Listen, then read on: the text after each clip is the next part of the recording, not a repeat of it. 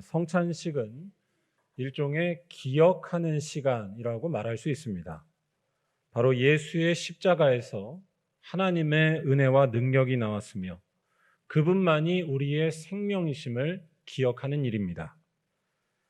그런데 기억하는 것에 대해서 우리가 오해할 수 있는 부분이 있습니다. 단지 옛날에 일어난 일을 잘 아는 것 자체, 그것만을 기억하는 일의 전부로 보는 것입니다. 하지만 이렇게 아는 것에만 머무르고 마는 것은 기억을 대단히 소극적으로 이해하는 것입니다. 진정한 의미의 기억한다는 것, 특히 성경이 말하는 기억하는 일이란 그런 차원을 뛰어넘습니다. 성경이 말하는 기억은 과거 일에 대한 지식을 단순히 쌓는 것이 아니라 지금 우리의 삶을 하나님께로 돌리는 적극적인 일이라는 말씀입니다. 예를 들어서 예수만이 우리들을 하나님께로 인도하는 길이 되시고 생명이라는 사실을 기억한다는 것, 이것은 이제 예수만을 나의 생명으로 고백하고 붙들며 살겠다는 의미입니다. 그분만이 나에게 소망 주시는 분이다라는 것을 꼭 붙들고서 살겠다는 의미입니다. 만약에 예수가 나의 생명이시다라고 기억하고 있다라고 말은 하는데 실제로는 다른 것들을 생명으로 붙들고 있다면, 다른 것들에 정신이 팔려 있다면 그 사람을 향해 예수를 기억하고 있다고 과연 말할 수 있을까요? 다시 말해 예수를 기억하는 것은 예수께로 돌이키는 것입니다. 단지 예수에 대한 지식이 있다고 해서 예수를 기억한다고 말할 수 없습니다. 기억에 대한 이러한 사실을 잘 알려주는 또 다른 성경이 있는데요. 바로 신명기입니다. 신명기에는 기억하라는 말이 성경 어느 곳보다 참 많이 나옵니다. 그 중에 하나인 신명기 7장 19절을 보면 이런 말씀이 나옵니다. 내 하나님 여호와께서 너를 인도하여 내실 때에 내가 본 큰 시험과 이적과 기사와 강한 손과 편팔을 기억하라. 내 하나님 여호와께서 내가 두려워하는 모든 민족에게 그와 같이 행하실 것이요. 아멘. 이 말씀의 순서를 한번 잘 묵상해 보시라고 말씀드리고 싶습니다. 기억하라. 그리하면 여호와께서 너에게 그와 같이 행하실 것이요 라고 말하고 있습니다. 이 말을 단지 하나님에 대해서 기억하기만 하면 하나님께서 기적을 베푸신다는 그런 차원으로 보면은 곤란합니다. 그것은 성경 말씀을 주술처럼 이해하는 것이 되겠지요. 기억하는 자에게 하나님께서 행하실 것이다 라는 이 말씀은 기억한다는 것의 의미를 정확히 알려줍니다. 하나님은 자기에게 돌이키는 자에게 행하시는 분입니다. 하나님은 자기에게 돌이키고 믿음으로 사는 자에게 행하시는 분입니다. 즉 방금 읽은 말씀은 하나님을 기억한다는 것, 이것이 하나님에 대한 지식을 쌓고 암기하는 것이 아니라 하나님께로 돌이키는 것이고 하나님께로 그 인생을 집중하는 것임을 알려주는 것입니다. 그리고 그렇게 하나님을 기억하는 것, 하나님께 돌이키며 집중하는 자에게 하나님께서는 반드시 역사하신다고 말씀하는 것입니다. 하나님은 자기를 찾는 자들을 포기하지 않으시는 분이고 자기를 찾는 자에게 늘 응답하시는 신실하신 주님이시기 때문입니다. 오늘 읽은 말씀도 우리들에게 마찬가지의 이야기를 해준다고 할 수 있습니다. 우리들의 인생에 아무리 모진 고난과 환난이 찾아와도 빛 대신 예수님을 기억하면 그 인생은 반드시 산다는 것입니다. 두려움과 어둠이 가득할지라도 예수께 돌이키는 자, 예수께 집중하는 자, 곧 예수를 기억하는 자는 그 모든 것을 감당하며 이겨낸다는 것입니다. 왜냐하면 우리가 붙들고 기억하는 그 예수는 고난과 죽음을 당하셨지만 그 모든 것들을 이기고 부활하신 생명의 주님이시기 때문입니다. 이 예수 앞에 나아갈 때에 모든 고난과 아픔은 무효가 되는 줄로 믿습니다. 죽음을 이기신 주님이 바로 우리의 예수 그리스도이십니다. 그 예수를 붙드는 자, 이 예수를 기억하는 자들에게 생명의 주님이신 예수께서는 반드시 역사하시는 줄로 믿습니다. 오늘 말씀은 사도 바울이 그의 영적인 아들 디모데에게 건네는 또 다른 말씀 중에 하나입니다. 디모데후서 1장에서부터 이 말씀들을 쭉 읽어보면 바울은 디모데에게 한 가지를 끊임없이 권면하고 강조하는 것을 볼 수 있습니다. 바로 나 바울과 함께 고난을 받으라는 부탁이었습니다. 디모데후서 1장 8절에 하나님의 능력을 따라 복음과 함께 고난을 받으라라는 말씀이 나옵니다. 또한 2장 3절에서는 너는 그리스도 예수의 좋은 병사로 나와 함께 고난을 받으라라고 말하고 있습니다. 또 오늘 말씀 9절에서도 죄인과 같이 매이는 데까지 고난을 받았다라고 사도 바울이 스스로 고백하고 있습니다. 사도 바울은 지금 예수의 제자이자 복음 전도자로 살아가려면 나 바울처럼 고난을 받아야 한다고 디모데에게 다시 한번 부탁하는 중이었습니다. 그런데 사도 바울의 이러한 말씀이 조금 의아하게 다가올 수도 있습니다. 왜 꼭 고난을 받아야 하는 것일까요? 그리스도인으로 살 때에 고난이 좀 없어도 되지 않을까요? 그리스도인으로 산다는 것을 꼭 고난과 연결시키고 있는 이 바울이 무언가 이상하게 느껴질 수도 있습니다. 그런데 사도 바울이 지금 말하려는 것은 디모데나 우리 믿는 자들을 일부러 괴롭히려는 이상한 말이 아닙니다. 이 말은 우리 기독교의 신앙 고백과 근본적으로 연결된다고 할 수 있습니다. 기독교의 신앙 고백이 말하고 선포하는 바는 근본적으로 이 세상이 말하는 것과 대립할 수밖에 없다는 뜻입니다. 예를 들어서 우리 예수쟁이들은 예수만이 이 세상에 평화와 안정을 주시는 분이라고 고백합니다. 예수만이 이 세상을 안전케 하시고 우리의 삶에 평화를 주시는 분이라고 우리는 믿습니다. 그런데 이 세상은 그렇게 말하지 않습니다. 예수가 평화를 준다고 말하지 않습니다.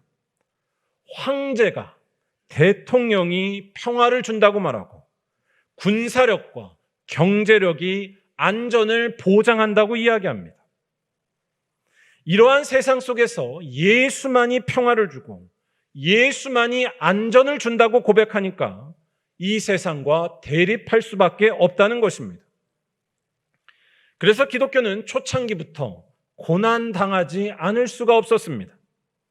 세상이 말하는 것과 다르게 고집스러운 자기의 믿음을 버리지 않았기 때문이었습니다. 그런데 여러분, 오늘날 우리가 몸담고 있는 교회, 한국교회는 과연 어떨까요? 예를 들어서 오늘날 가장 큰 이슈 중에 하나인 환경 문제에 대해서 우리 한국교회는 예민하게 대응하고 있을까요? 지구온난화가 지금처럼 계속된다면 100년 안에 수많은 생물들이 멸종되는 일, 대멸종이 올 것이라고 과학자들은 이미 경고하고 있습니다.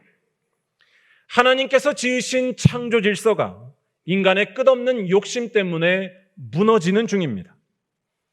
그런데 교회는 여기에 대해 민감하게 반응하기보다 그러려니 하고 넘어가거나 다른 것에 신경 쓸 때가 더 많지 않냐는 것입니다. 또 오늘날 우리 한국 사회에 불고 있는 투기 광풍에 대해서 교회는 어떻게 바라보고 있을까요? 올해 들어와서 가장 많이 자살한 세대가 30대라고 합니다.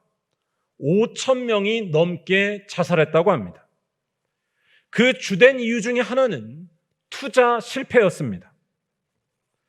투기 광풍이 하나님께서 지으신 귀한 사람의 목숨을 집어삼키고 있는 중입니다. 또한 많은 사람들이 하루아침에 죽을 수 있는 전쟁의 위협이 늘 우리 곁에 머물고 있는데 여기에 대해 교회는 어떻게 대응하고 있을까요? 오늘날 교회가 평화를 위하여 위험한 일을 마다하지 않고 있을까요? 안타깝게도 오늘날 교회는 그런 문제 자체에 무관심할 때가 참 많습니다. 온 세상이 예수가 아니라 돈이 생명이며, 예수가 아니라 무기가 평화며, 예수가 아니라 이념이 소망이라고 외치는 중이지만, 교회는 그저 점잖게 지내려고만 하거나 아니면 교회의 이권만 챙기다가 세상에 점점 길들여지는 중은 아닐까요? 제가 드리려는 말씀은 우리 모두가 다 사회개혁이나 운동을 해야 한다는 것이 아닙니다. 이러한 사회 문제들이 우리 신앙의 전부가 되는 것도 아닙니다. 또한 하루하루 먹고 사는 일도 만만치 않은 상황에서 이러한 문제에 뛰어드는 것은 참 쉽지 않습니다. 우리 모두 각자 해야 할 분량들이 있을 것입니다. 다만 제가 드리고 싶은 말씀은 우리들이 얼마나 영적으로 민감한지 돌이켜보자는 것입니다. 우리들의 믿음의 태도에 대해서 생각해 보자는 것입니다. 예수만이 이 세상의 그리스도가 되신다는 고백, 예수만이 평화를 주시고 예수만이 생명을 주시며 진리가 되신다는 이 고백은 사실 대단히 위험한 고백인데, 세상과 부딪힐 수밖에 없는 것인데, 여기에 대해서 우리가 민감하게 살고 있느냐라는 질문입니다. 우리들의 태도가 그렇게 민감하지 않다고 한다면 아마도 그 이유는 두 가지일 것 같습니다. 하나는 신앙이란 그런 것이 원래 아니라고 하면서 신앙에 대해서 스스로 왜곡시키거나 착각해버리는 것이고요. 또 하나는 이런 민감함을 가졌다가는 너무 힘들고 피곤하다는 것을 우리 스스로 잘 알기 때문입니다. 아무튼 오늘 말씀을 쓴 사도 바울과 그의 제자 디모데 역시도 이와 같은 질문 앞에 서 있었습니다. 로마 사회 속에서 예수를 주로 고백하다가는 그 신앙에 대해 정직하면 정직할수록 박해받을 수밖에 없었다는 것입니다. 그렇다고 해서 예수를 버릴 수도 없는 상황이었습니다. 고난과 박해가 눈앞에 뻔히 보이는 상황, 여기에서 여러분들은 어떻게 하시겠습니까? 사도 바울은 이런 상황 속에서 놀라운 선택을 합니다. 바울은 예수를 주로 고백하는 것을 어떤 두려움과 어려움이 있어도 포기하지 않았습니다. 바울은 예수를 주로 고백하기 위해 고난받고 박해받는 길을 걸어갔다는 것입니다. 더 나아가 그는 그의 제자 디모데를 향해서 함께 고난받을 것을 수차례 요청하고 있다는 것입니다. 사도 바울이 디모데후서 2장 3절에서 디모데를 향해 그리스도 예수의 좋은 병사가 되라 라고 권면한 것을 기억해 보시기 바랍니다. 그리스도 예수의 좋은 병사가 되라. 여러분, 좋은 병사란 어떤 사람일까요? 병사는 기본적으로 싸워야 하고 전투 현장에 나가야 하는 사람입니다. 이렇게 싸울 때에 어려움이 없을 수 없습니다. 아니, 좋은 병사일수록 더 큰 어려움을 마주할 수밖에 없을 것입니다. 좋은 병사란 적들에게 공격을 받을 때 그 공격을 피하거나 도망가지 않고 맨 앞자리에서 치열하게 싸우는 사람이기 때문입니다. 또한 바울은 디모데후서 3장 12절에서 이런 말씀도 합니다.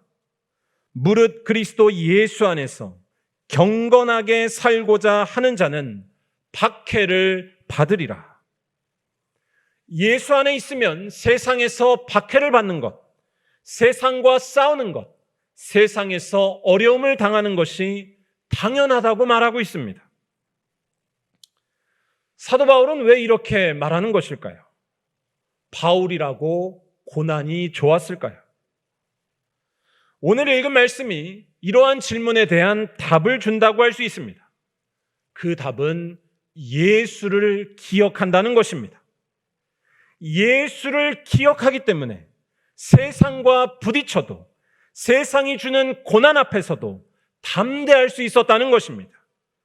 왜냐하면 우리가 붙드는 예수는 이 세상에서 당하는 모든 고난을 이기시고 죽음까지 이기시고 승리하신 주님이시기 때문이고, 또한 그를 따라가는 자를 반드시 버리지 않으시고 응답해 주시는 분이기 때문입니다. 이러한 예수를 기억하며 붙들기에 예수 따라가다 받는 고난을 담대하게 이겨낼 수 있다고 고백하는 것입니다. 오늘 읽은 말씀 8절이 이 사실을 말해주는데요. 이렇게 이야기합니다. 내가 전한 복음대로 다윗의 씨로 죽은 자 가운데서 다시 살아나신 예수 그리스도를 기억하라. 아멘. 바울은 여기에서 예수를 기억하라고 말하고 있습니다. 그런데 여기에서 말하는 기억이란 단순히 예수라는 사람 자체에 대해서 잘 알라고 하는 정보나 지식, 암기력에 대한 이야기가 아닙니다. 바울은 지금 디모데를 향해 도전하고 있습니다. 예수께만 끝없는 생명과 능력이 있음을 기억하고 끝까지 거기를 붙들라는 것입니다. 왜냐하면 예수는 죽은 자 가운데서 다시 살아나신 승리의 주님이시고 다윗의 씨로 오셔서 이 세상을 구원하시는 하나님의 아들이심을 믿기 때문입니다. 즉 이러한 사실을 믿고 기억하면, 이 사실에 우리의 영혼이 집중한다면 고난과 환난도 다 이겨낼 수 있다는 것입니다. 죽은 자 가운데서 살아나신 예수께서는 자기를 찾는 자에게 반드시 응답하시기 때문입니다. 그래서 바울은 이러한 사실을 다른 여러 그리스도인들에게도 확실히 알리려고 하고 있습니다. 10절 말씀에 내가 택함 받은 자들을 위하여 모든 것을 참음은 그들도 그리스도 예수 안에 있는 구원을 영원한 영광과 함께 받게 하려 함이라. 이 말씀은 사도 바울이 지금 일부러 더 고난을 열심히 참고 견디는 중이라고 말하는 말씀입니다. 그렇게 하면, 예수만 바라보면서 그 모든 것을 참으면 다른 믿는 자들도 고난을 이기게 하는 능력이 나 바울이 바라보고 있는 예수께만 있음을 분명히 알게 되리라는 것입니다. 예수를 주로 고백하다가 당하는 환난 앞에, 이 세상 앞에 무너지지 말 것을 아주 강력하게 권면하는 중이었습니다. 더 나아가 바울은 11절부터 나오는 말씀에서 이러한 사실을 더욱더 확실하게 고백합니다. 11절부터 13절까지의 말씀은 당시 초대교회에서 선포되어지던 일종의 찬송가 같은 신앙 고백문이었습니다. 이 말씀에 아주 확실하게 우리들이 세상에서 예수를 주로 고백하다가 여러 가지 고난을 받을지라도 그 모든 것들을 이길 수 있는 이유가 나와 있습니다. 우리가 붙드는 그 예수는 자기를 위해 박해받는 자들을 반드시 돌보시는 미쁘신 분, 신실하신 분이라는 약속의 말씀입니다. 우리 이 말씀을 다 함께 한번 읽어보겠습니다. 미쁘다 이 말이요, 우리가 주와 함께 죽었으면 또한 함께 살 것이요, 참으면 또한 함께 왕노릇할 것이요, 우리가 주를 부인하면 주도 우리를 부인하실 것이라. 우리는 미쁨이 없을지라도 주는 항상 미쁘시니 자기를 부인하실 수 없으시리라. 아멘. 예수와 함께 죽으면 그와 함께 살게 될 줄로 믿습니다. 예수를 주로 고백하다 고난을 당한다 할지라도 끝까지 참으면 예수와 함께 왕노릇하게 될 줄로 믿습니다. 이 믿음의 고백을 갖고 살아가는 우리 모든 말리언교회 성도들이 되시기를 주님의 이름으로 간절히 축원합니다. 마지막으로 제가 우리 교회의 옛 성도님들 중에서 오늘 말씀이 말하는 것과 같은 그리스도의 좋은 병사로 사셨던 한 분에 대한 이야기를 말씀드리고 말씀을 마치고자 합니다. 우리 말리언교회가 111년 무엇 때문에 여기까지 오게 되었는지 우리가 반드시 기억해야 할 것에 대해 알려주시는 아주 귀한 분인데요. 바로 우리 교회를 처음 시작한 성도님 중에 한 분이셨던 사라 할머니에 대한 이야기입니다. 김사라, 이름이 이렇게 되는데요. 사라 할머니와 다른 어떤 한 분이 집을 팔아서 교회 부지를 매입하고 작게 시작했던 것이 우리 교회였습니다. 그런데 이 사라 할머니에게는 아주 큰 아픔이 있으셨습니다. 중학생이던 외아들을 일찍 사고 때문에 하늘나라로 보낸 것이었습니다. 하지만 그런 아픔 속에서도 사라 할머니께서는 우리 말리언 교회를 위해 참으로 많은 헌신을 하셨다고 합니다. 한 가정을 전도하기 위해 무당들과도 맞서 싸우기도 하셨고, 추울 때나 더울 때나 교회 성도들을 돌보기 위해 열심히 발벗고 신방하며 다니셨습니다. 또한 나이가 많이 드셔서 숨이 가빠지셨는데도 쉬지 않고 기도하셨으며 쉬지 않고 전도하며 신방하셨습니다. 6.25 전쟁 때에는 교회를 끝까지 지키기 위해 피난을 가지 않으시기까지 하셨습니다. 한마디로 우리 말리언 교회를 지키고 섬기고 또한 복음을 전하기 위해서 온갖 고생을 다하며 사신 것이었습니다. 그런데 이러한 사라 할머니의 수고와 고생과 열정은 우리 교회 안에 많은 놀라운 일을 일으켰다고 합니다. 그 중에 하나는 한 집에 2명의 무당이 있는 집, 한 집에 2명의 무당이 있는 가정을 우리 교회로 전도한 일이었습니다. 여러분 별로 놀라지도 않으시죠? 무당 뭐 그까이 거. 성령의 놀라우신 역사 가운데 무당이 2명이나 있었던 집안 식구 전부가 예수를 영접하고 교회에 등록한 것이었습니다. 고난 중에도 놀라우신 성령의 역사가 있던 것입니다. 사라 할머니께서 어떻게 해서 이러한 일들을 감당하실 수 있었는지, 특별히 고난 중에도 이러한 역사를 써내려간 그 이유가 무엇인지 우리들이 잘 알아야 하는데요. 우리 교회 역사책에 그 대답이 나와 있습니다. 우리 조연순 권사님께서 회고하신 내용에 나와 있는데요. 바로 사라 할머니는 늘 예수를 기억하며 살았던 사람이라는 것입니다. 예수에게 모든 것을 의지하고 사셨던, 그래서 정말로 평생을 예수만 기억하며 사셨던 그런 분이었기에 그분에게서 주님의 역사가 나왔다는 것입니다. 우리 역사책에 이러한 사라 할머니에 대한 요약 이야기가 나오는데요. 우리 한번 다 같이 읽어보실까요?